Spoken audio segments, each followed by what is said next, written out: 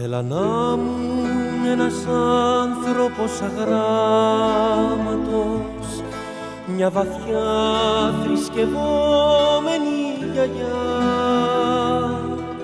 ένας έφηβος τρελά ερωτευμένος ή ένα βρέφος στη μητρική την αγκαλιά.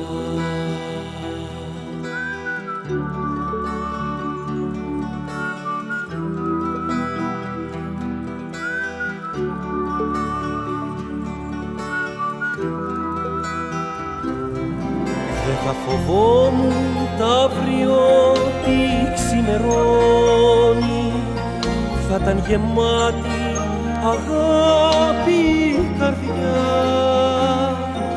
Δεν θα ξυπνούσα τρομαγμένος μες στη νύχτα, δεν θα λέγα σε τίποτα πως δεν πιστεύω πια.